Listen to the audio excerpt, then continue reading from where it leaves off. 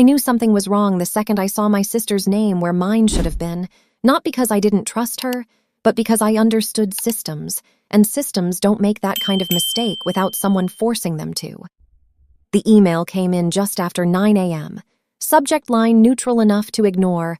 Ownership verification required. Lake Tahoe property. I almost archived it without opening. It looked like routine admin, the kind that shows up every time a platform updates its compliance process before peak season.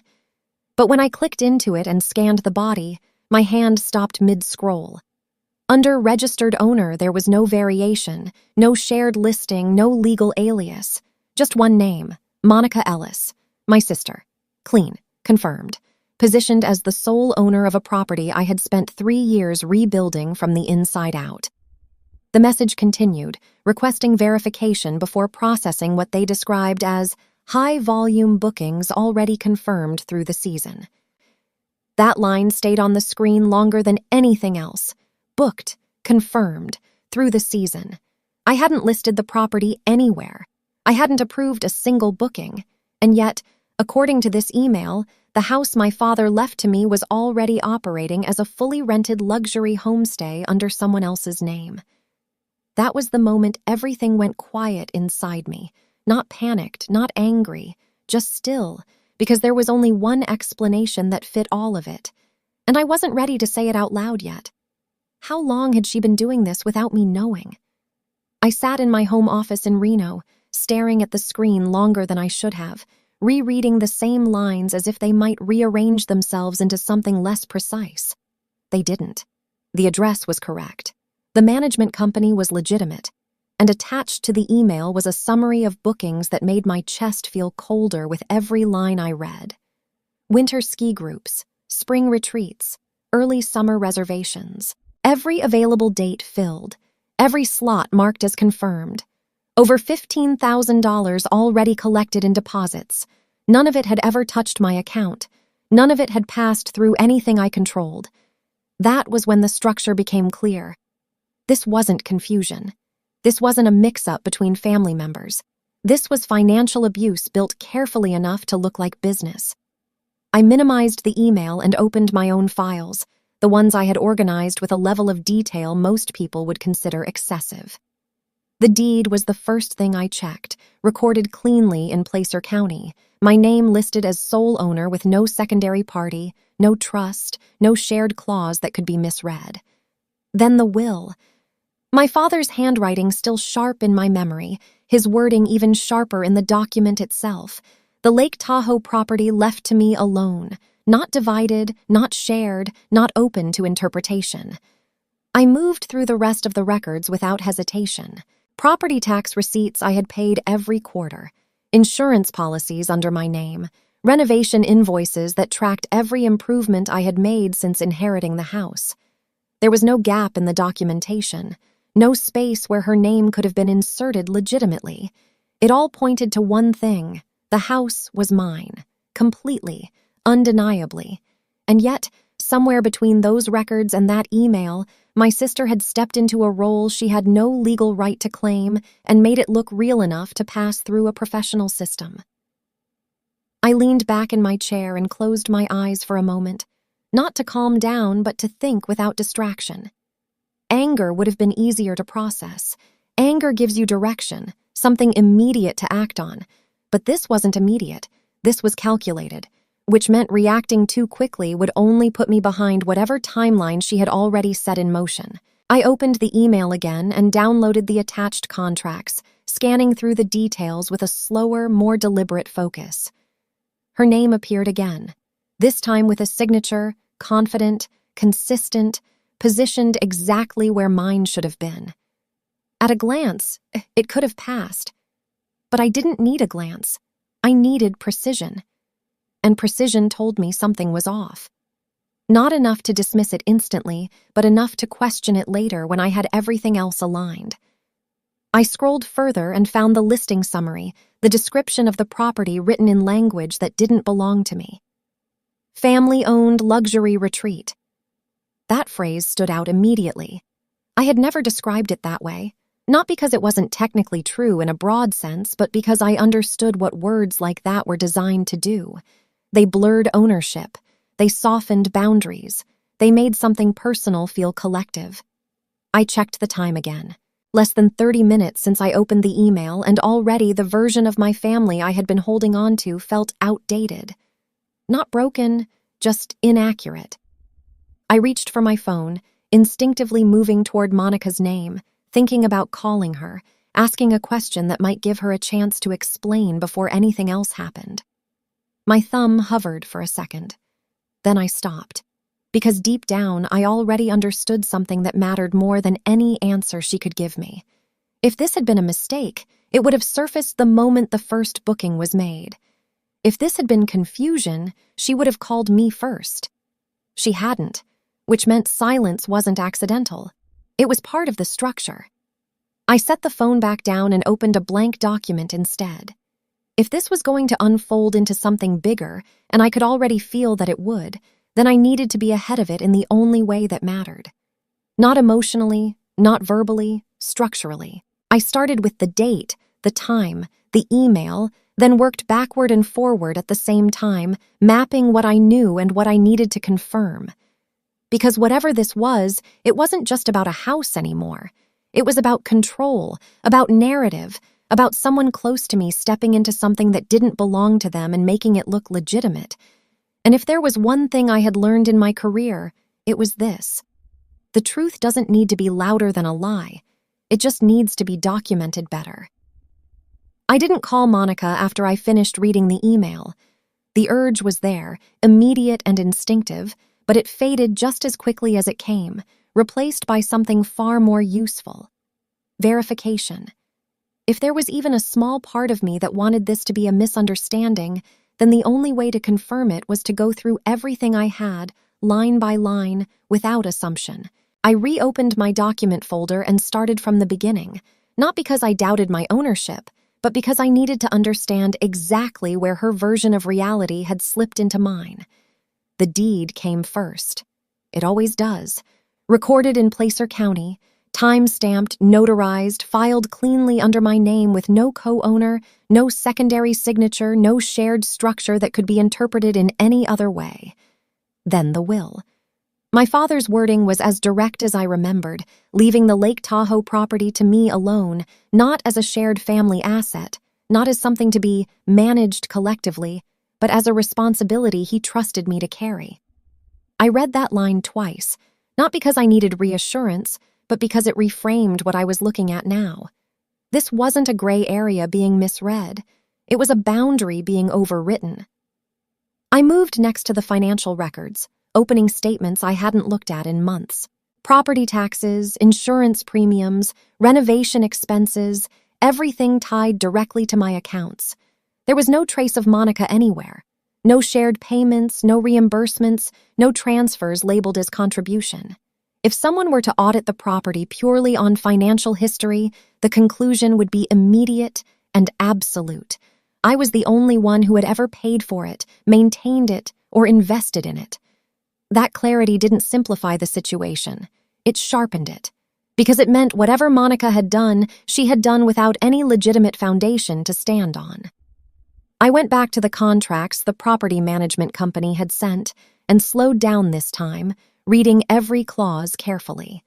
The structure was professional, detailed enough to pass as legitimate without raising immediate concern. Monica had signed as primary owner and authorized operator, and beneath that she had listed an entity called Ellis Property Group. I paused there and opened a new tab, searching for it across California business records. Nothing. No registration, no filings, no tax identification tied to that name. It didn't exist, at least not in any official capacity, but it existed enough on paper to move through a system designed to filter out exactly this kind of issue. That told me something important. She hadn't guessed her way into this. She had built it to hold, at least long enough to generate income. The signature was the next detail that held my attention. At a glance, it was close enough to mine to avoid suspicion, the same general shape, the same flow, but the spacing was off, the pressure inconsistent. It wasn't my signature. It was a version of it, copied from memory or from something she had seen often enough to imitate. I pulled up a verified document with my actual signature and compared them side by side. The differences were subtle, but they were there, and more importantly, they were consistent. That was enough. Enough to question, enough to challenge, enough to prove if it came to that. I shifted to my bank accounts, scrolling through the past 6 months of transactions, looking for anything that connected to the booking summary in the email. There was nothing. No deposits, no transfers, no trace of rental income beyond the small, steady bookings I had managed myself before stepping back during the renovation period. What I was seeing in the summary was different. It was volume, aggressive scheduling, every available date filled without the kind of spacing I usually maintained to keep the property in good condition. That wasn't how I ran things. That was how someone maximized short-term profit. Then I found the listing. Not on the platform I used, but on a high-end rental site I had never signed up for. The photos were instantly familiar, taken from angles I recognized without hesitation. Thanksgiving, 6 months ago. That was the last time Monica had been at the property. I remembered walking her through the house, explaining what I had renovated, how I handled bookings, what seasons brought the most demand. At the time, it had felt like sharing something meaningful. Now it looked like I had handed her a blueprint. The description on the listing used language I had never written. Family-owned luxury retreat. Exclusive seasonal availability. High-demand destination. It was polished, intentional, designed to attract attention quickly and convert it into bookings even faster. It didn't just describe the property, it repositioned it, turned something I had managed carefully into something that could be scaled and monetized without hesitation. That was her approach. Not preservation, expansion. I leaned back in my chair and let the pieces settle into place. There was a pattern here, and once I saw it, it was impossible to ignore. Access, observation, replication, execution. She hadn't rushed this. She had studied it first, taken what she needed and built something around it that looked legitimate enough to move through systems designed to catch exactly this kind of thing. That realization didn't come with anger. It came with clarity. A memory surfaced then, one I hadn't given much weight to at the time. A conversation after my father passed where Monica had questioned the way the assets were divided, not directly challenging it, but suggesting that family properties should stay shared.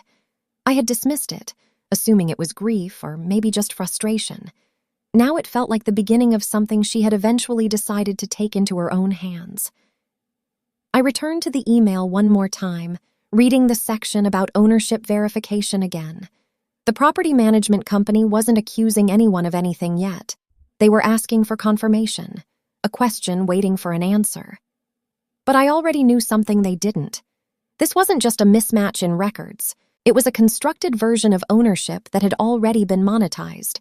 Over $15,000 in deposits didn't happen by accident.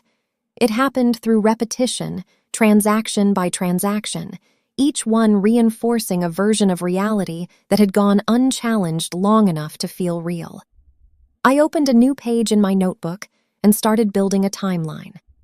6 months ago, Monica visits Lake Tahoe. Shortly after, listings appear. Bookings begin, deposits collected, contracts signed, and now, verification requested. That was the first break in her system, not because she made a mistake, but because the system she relied on required proof she couldn't actually provide. That was where this changed for me, from confusion to strategy, because whatever this was, it wasn't over. It was just starting to show itself. I didn't confront Monica after I finished building the timeline. The instinct was there, immediate and familiar, the part of me that still believed things could be clarified with a conversation, but it didn't last. What replaced it was something far more stable: structure. If this was going to become something bigger, and everything pointed to the fact that it would, then the only way forward was to understand it completely before reacting to any part of it.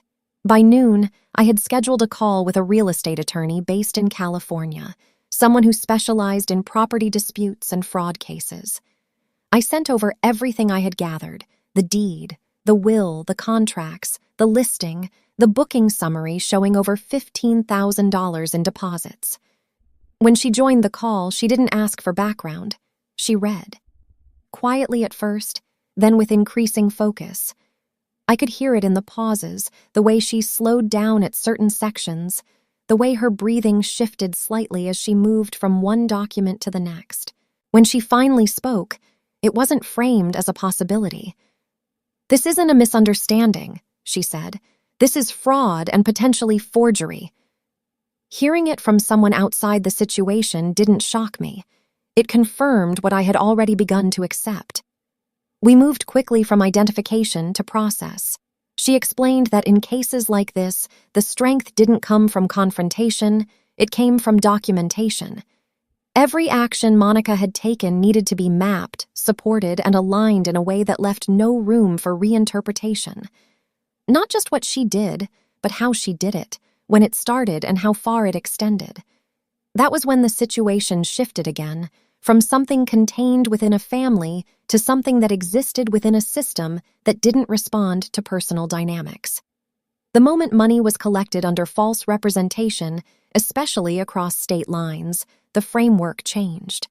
This wasn't just about ownership anymore, it was about accountability. After the call, I reached out to the property management company again, this time not as someone asking for clarification, but as the legal owner initiating a formal review. Rebecca Torres responded within the hour and agreed to a video call. Her tone had changed. Less neutral, more precise. She walked me through everything Monica had submitted during onboarding, the contracts, the identity verification, the authorization forms. On the surface, it was convincing. Clean formatting, consistent language, no obvious red flags at a glance. But when we compared those documents directly against my verified records, the inconsistencies became clear. The trust entity didn't exist, the ownership claim didn't match county records, and the authorization signature didn't align with the one on file. "It holds until you verify it," Rebecca said. "After that, it doesn't." Then she shared something that shifted the scale of it. The booking records weren't just internal summaries. They included guest information, payment confirmations, communication logs. 14 separate groups had already placed deposits, each one believing they had secured a legitimate reservation. Families planning vacations, events scheduled months in advance, expectations built around something that didn't legally exist. That was the moment the situation expanded beyond me. This wasn't just financial abuse within a family, it was a structure affecting people who had no idea they were part of it.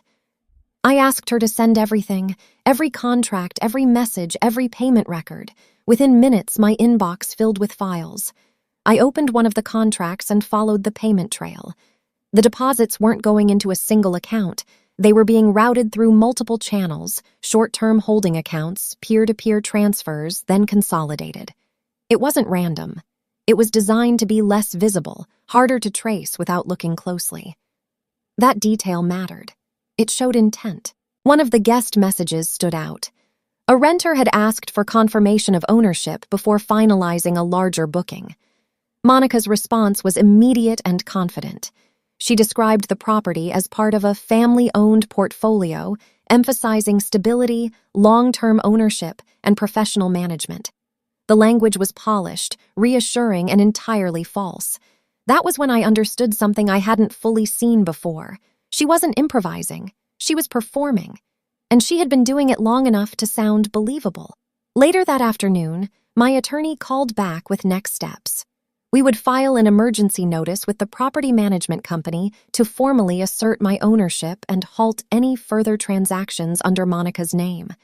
At the same time, we would begin preparing a civil case to recover the funds already collected and establish a legal record of unauthorized use. Then she added something that carried more weight than everything else. Given the number of transactions and the interstate nature of the payments, this could escalate beyond civil court, she said. We need to be ready for that. I sat there after the call ended, not thinking about what Monica would say if I called her or how she would explain any of this. Because the explanation didn't matter anymore.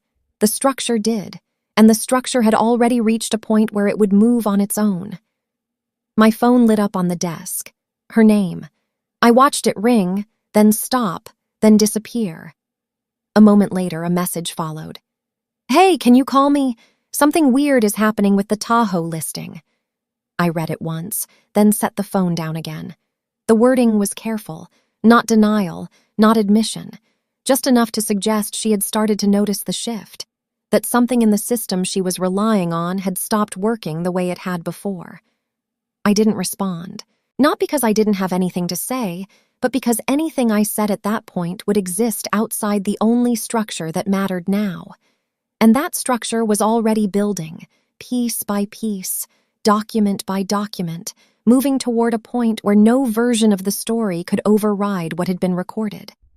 I hadn't planned to go to Los Angeles, but by the third day it became clear that staying away would leave something incomplete, not in the case itself, but in my understanding of how far Monica had already taken this. Documents told me what she had done, but they didn't show me how she was presenting it, who believed it, or how stable her version of reality actually was. So I booked a flight, packed light, and told no one I was coming. Not my mother, not Monica, not even my attorney, beyond a brief message that I would be on site. That was enough. The event was held at a boutique hotel in West Hollywood, the kind of place where everything looked intentional, lighting designed to soften edges, conversations balanced between casual and strategic. I arrived early and positioned myself near the back of the room, blending into a space that wasn't meant for me. The crowd built slowly, a mix of professionals, investors, people who understood the language of growth and opportunity well enough to recognize it when it was presented confidently. Monica moved through them easily, greeting people by name, holding eye contact just long enough to create connection, then shifting forward without hesitation. She looked exactly the same as she always had. Composed, controlled, except now there was something else layered into it. Ownership, not just of the room, but of the story she was telling inside it. I stayed still, letting the environment settle around me, watching as conversations formed and dissolved. When Monica spoke about her luxury rental portfolio, people listened. When she described expansion into high-demand seasonal markets, they leaned in. And when she referenced the Lake Tahoe property, calling it her flagship mountain retreat, there was no pause, no hesitation, no indication that anything about that claim might be questioned. She spoke about it the same way I had seen it in the contracts, structured, polished, consistent. It wasn't just a claim. It was a narrative that had been repeated enough times to feel established. I moved closer, just enough to hear more clearly without drawing attention. A man in a tailored jacket asked about operational logistics, specifically how she handled booking volume across multiple states. Monica didn't hesitate. She referenced her partnership with a property management company, described streamlined onboarding processes, and mentioned ownership verification as part of her standard procedure. That detail caught my attention immediately. The same system that had exposed her was the one she was now using as proof of legitimacy. She just didn't know yet that the verification had already failed. My phone vibrated quietly in my hand. A message from my attorney. Investigation request submitted. Awaiting response. I read it once, then locked the screen. The timing wasn't perfect, but it was close enough to matter. I looked back up just as Monica stepped slightly toward the center of the room, not formally addressing the crowd, but drawing enough attention to shift the focus in her direction. She spoke about growth, about scaling, about moving beyond single properties into a broader strategy. Then she said it clearly, without hesitation. What started as a family asset has become a fully operational business. The phrasing was deliberate. Family asset. A simple adjustment that blurred ownership just enough to make it feel collective instead of defined. I stepped back again, creating a little more distance, not physically but in perspective, because in that moment I understood something that hadn't been fully clear before. Monica wasn't hiding what she had done. She was reframing it. Turning something specific into something flexible, something that could exist in a space where details didn't matter as long as the story held together. And the people around her were accepting it, not because they had verified it, but because it sounded complete. Later in the evening, I saw my mother near the bar, speaking with someone I didn't recognize. I stayed out of sight, but close enough to hear fragments of what she was saying. Pride, mostly. Talking about Monica's instincts, about how she had always known her daughter would build something meaningful. There was no mention of me, no mention of the property's origin, no acknowledgement of where any of this had started. That absence didn't feel sharp. It felt clarifying. In this version of the story, I wasn't overlooked. I wasn't included at all. My phone buzzed again, this time a call from Monica. I watched her across the room as it rang, her expression unchanged, her conversation uninterrupted. She didn't know I was there. She didn't know what I had already seen, what had been documented, or what had already been set in motion. I let the call go unanswered. Not out of hesitation, but out of choice. There would be a moment for confrontation, but it wouldn't happen here, in a space where perception still carried more weight than proof. As the event began to wind down, I made my way toward the exit, moving through conversations that had nothing to do with me, yet were built on something that did. I didn't feel the need to interrupt, to correct, or to reveal myself. Not yet. Because for the first time since this started, I understood the full shape of what I was dealing with. Not just a sister who crossed a line, but someone who had rewritten the line entirely and convinced others it had always been that way. Outside, the air felt quieter than the room I had just left. I stood there for a moment, letting the contrast settle, then checked my phone one last time. No updates yet, no confirmation. But that didn't change anything. The system had already been engaged. The documentation was in place, and the version of the story Monica had just presented, polished and complete, was about to meet something it couldn't adapt to: verification. By the time I got back to Reno, everything had already started shifting. Not visibly, not in a way anyone outside the process would notice, but structurally, the kind of shift that happens when systems begin to correct something that shouldn't have existed in the first place. The morning after I returned, my attorney called with an update that changed the pace of everything. The property management company had completed their internal verification and formally flagged the ownership discrepancy. Monica's access to the listing platforms had been suspended. All pending bookings were frozen. No new transactions could be processed under her name. It wasn't public, it wasn't dramatic, but it was the first break in the version of reality she had been maintaining. I sat at my desk, listening as my attorney outlined what came next. A formal complaint had been drafted, not just to establish ownership, but to document unauthorized use, misrepresentation, and financial gain under false pretenses. The language was precise, every claim supported by the records we had already compiled. This wasn't about arguing anymore, it was about recording. Once filed, it would create a legal trail that couldn't be adjusted by explanation or softened by family dynamics. That distinction mattered more than anything else, because stories can be reframed, documents can't. Later that afternoon, Rebecca from the property management company called again. Her tone had shifted from cautious to direct. She confirmed that all 14 renters had been contacted, informed of the situation, and issued refunds through their insurance coverage. The families would be made whole. That part settled something in me I hadn't fully acknowledged until then. This wasn't just about what had been taken from me. It was about what had been done to people who trusted a system that was supposed to protect them. Rebecca also mentioned something new, something that added another layer to what we were already seeing. During their internal review, they had identified irregularities in the way the payments were handled. Multiple accounts, short holding periods, transfers that didn't match standard operational patterns. This wasn't just booking income, she said. It was structured movement. That phrase stayed with me. Structured movement meant intention. It meant planning. Not long after that call, my attorney forwarded me an email from a contact within a regional investigative unit. It wasn't a formal case yet, but it was enough to signal interest. Forged documentation, misrepresented ownership, interstate financial transactions. That combination had crossed a threshold that moved this beyond a civil dispute. I read the email twice, not because I didn't understand it, but because I did. Once something enters that space, it stops being negotiable. It becomes procedural, and procedures don't adjust themselves for family. That evening, I received a message from a number I didn't recognize. No introduction, no explanation, just a short line. "I used to work with Monica. You should check her previous listings." I stared at the screen for a moment, considering whether to respond. Then I did, briefly, asking what they meant. The reply came quickly. A link, and a single sentence. "This isn't the first time."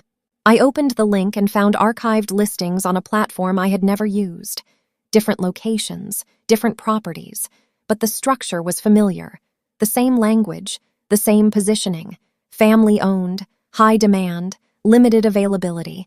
Some listings had been removed, others redirected. None of them connected to verified ownership records I could find.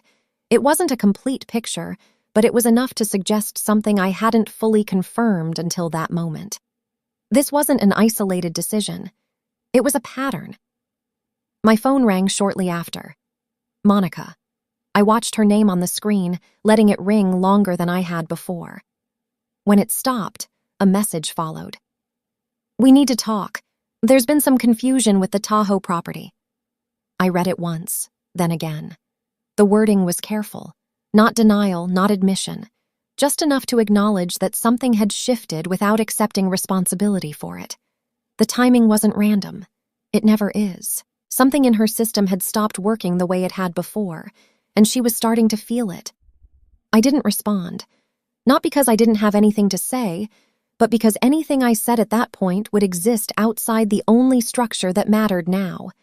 And that structure was already moving. The next morning, my attorney confirmed that the formal complaint had been filed. Alongside it, a request for investigation had been submitted, supported by everything we had documented, including the additional material from the anonymous contact. The situation had shifted again, from incident to pattern, from dispute to accountability. I closed my laptop and sat there for a moment, not thinking about what Monica might say next, or how the rest of the family might react when this became visible. None of that would change the direction this was heading. The system had already started doing what it was designed to do. It was aligning facts, filtering out narratives, and preparing to move forward in a way that didn't depend on how anyone felt about it. And once that process begins, it doesn't stop halfway. It completes.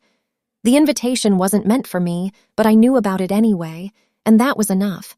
Monica was hosting another event in Los Angeles, larger, more deliberate, framed as a celebration of what she called rapid growth in the luxury rental space. The timing didn't align with anything stable. Her listings had been suspended.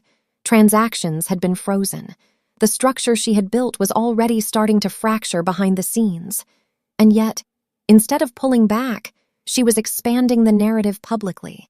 That told me everything I needed to know. She wasn't trying to fix it. She was trying to outrun it. I didn't plan to be seen that night. I didn't need to be. But I went anyway because there are moments where presence matters even if it's silent. The venue was a private rooftop overlooking the city. Controlled access, curated guest list. The kind of space where success isn't just described, it's performed. I arrived just as the room was settling into its rhythm, conversations forming in clusters, glasses raised, the low hum of people discussing opportunities they believed were real. Monica moved through it all with the same composure I had seen before, confident, precise, fully in control of how she was being perceived. If anything, she looked more certain now, not less, like whatever had shifted behind the scenes hadn't reached her version of reality yet. I stayed near the edge, close enough to hear, far enough not to be noticed. The conversations were different this time, not casual networking, but structured interest. Investors asking about scalability, about portfolio expansion, about projected returns. Monica answered every question without hesitation. She spoke about occupancy rates, about demand in seasonal markets, about systems she claimed to have built to manage high-volume bookings across multiple states. And when the Lake Tahoe property came up, she didn't avoid it. She leaned into it, describing it as her most successful asset, emphasizing how quickly it had been booked, how efficiently it had been managed, how strong the returns had been in such a short time. There was no pause, no indication that anything had changed. My phone vibrated quietly in my hand, a message from my attorney. "They're moving tonight." I read it once, then locked the screen. The timing wasn't accidental. It rarely is. I looked back up just as Monica stepped toward the center of the space, drawing attention without asking for it. She lifted her glass slightly, enough to shift the focus in her direction, and began speaking. Growth, opportunity, expansion. The structure was familiar, the same narrative she had been building from the beginning, just amplified now for a larger audience. Then she said it, clearly, without hesitation. "Everything I've built has come from assets I developed from the ground up." That line landed exactly as it was designed to. It wasn't just a claim of ownership, it was a rewriting of origin. There was a shift in the air then, subtle but present. Not from the crowd, but from the edge of the rooftop behind her. Movement, controlled, deliberate, not part of the event itself. I saw it before most people did. Two individuals stepping into the space, not blending in, not rushing, just moving with purpose. They paused just long enough for the room to settle, for Monica to finish her sentence, for the moment to hold. Then one of them spoke, calm and direct. "Monica Ellis?" The name landed differently this time, not as part of a story, as part of a process. The room went quiet without needing to be told. Conversations stopped mid-sentence, attention shifting all at once. Monica turned, her expression adjusting in real time, not collapsing but recalibrating. She stepped forward slightly, still composed, still holding on to control in the only way she could. "Yes," she said, the word carrying both acknowledgement and resistance. The response came just as steady. Identification, reference to an active investigation, a request for cooperation, no raised voices, no escalation, just clarity. I didn't move. I didn't need to. Everything happening now had already been set in motion long before this night. The documents, the filings, the verification, the pattern that had been uncovered. This wasn't the beginning. It was the moment everything surfaced publicly. Around me, the room shifted again, not dramatically, but enough. Conversations didn't resume. People stepped back, not physically at first, but in posture, in attention, in the way they disengaged from what they had been part of just minutes earlier. Monica tried to speak again, something about a misunderstanding, about needing to clarify, about paperwork that didn't align. The structure was the same language she had used before, but it didn't hold the same weight here. Because this wasn't a conversation anymore, it was verification meeting reality. And reality doesn't adjust itself to fit a better version of the story. My phone vibrated again. Another message. "Initial charges confirmed. Follow-up pending." I read it, then looked back up. Monica's composure was still there, but thinner now, stretched across something she couldn't control. The space around her had changed. Not completely, just enough to signal that whatever came next wouldn't be shaped by her anymore. I turned toward the exit before anything else could unfold. Not because I wanted to avoid it, but because I understood my role in this moment. I wasn't there to witness the outcome. I had already built the structure that made the outcome possible, and for the first time since this started, the distance between what had been claimed and what could be proven was no longer something internal. It was visible. The shift from that rooftop to the courtroom didn't happen overnight, but it followed a path that had already been defined long before anyone stepped into a public space.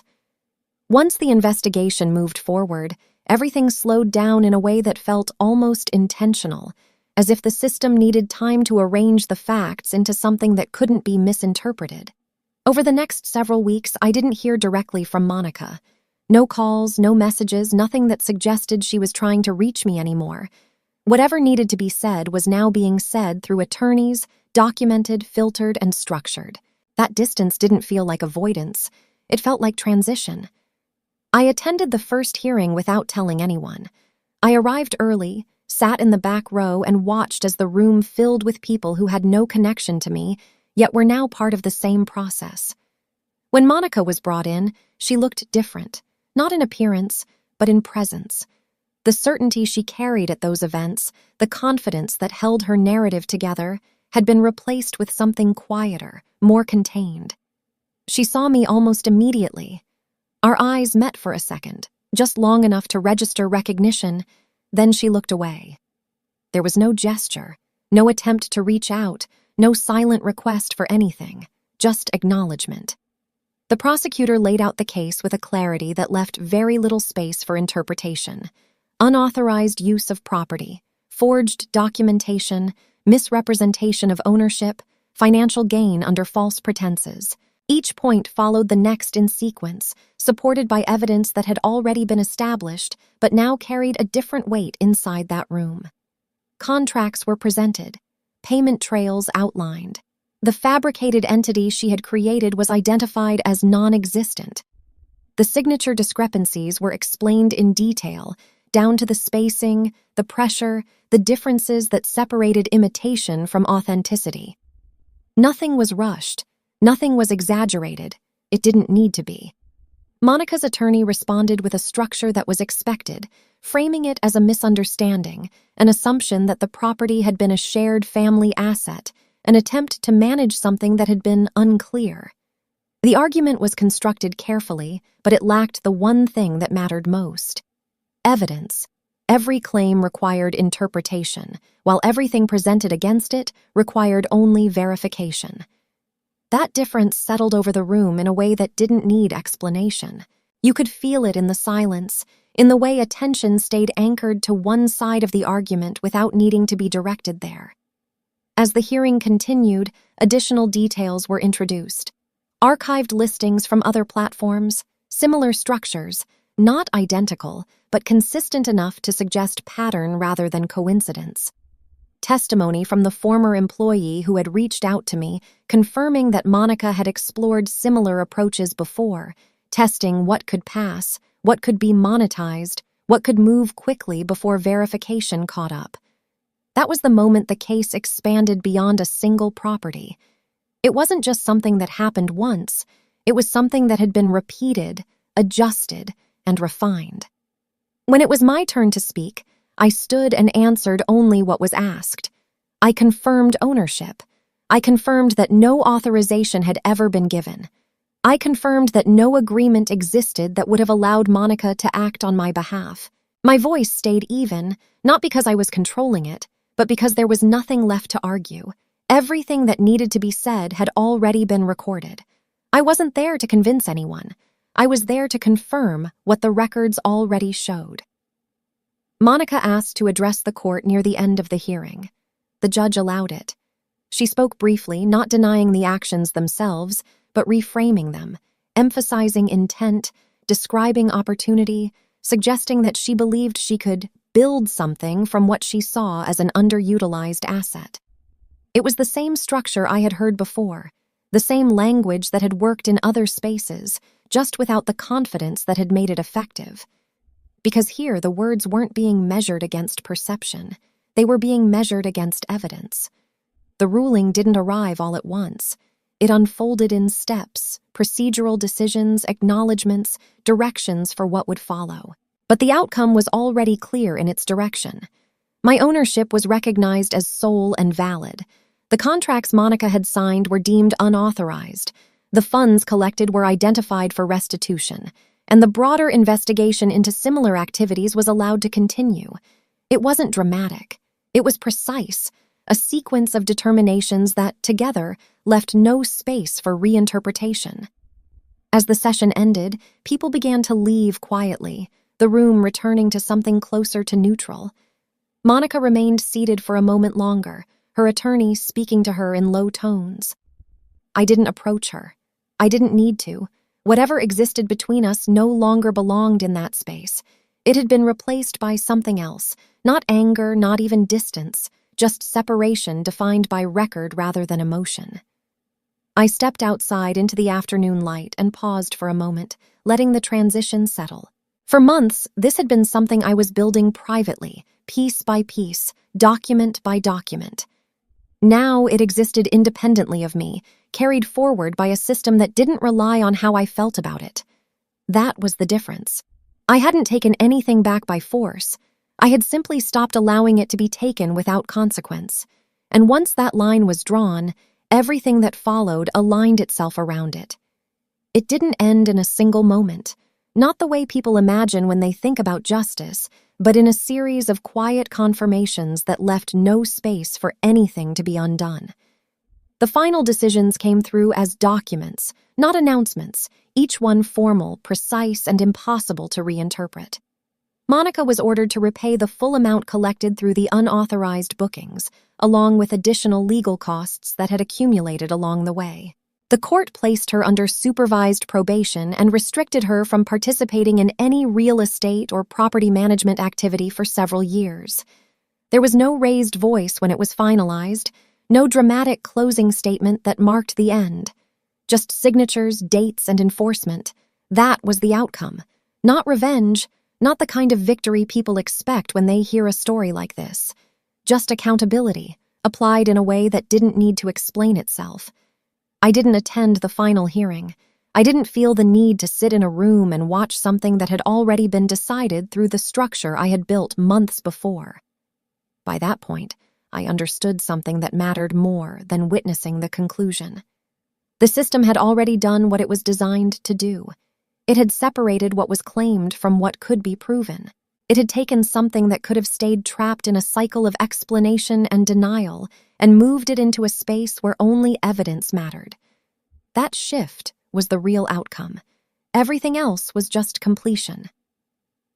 Monica reached out once after everything was finalized.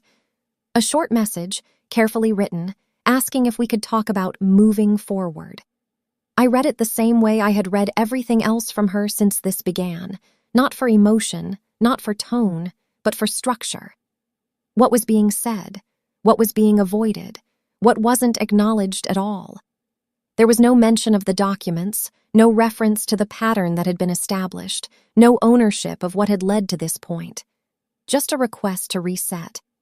And for the first time, I didn't feel any conflict in my response. I didn't answer. Not because I was holding on to anything, but because I no longer needed to negotiate a boundary that had already been defined. My mother called a few weeks later. Her voice carried something different now, less certainty, more hesitation. She spoke about family, about how things had gone too far, about how what was done couldn't be undone, but maybe it could be left behind. I listened without interrupting, letting her finish without trying to correct anything.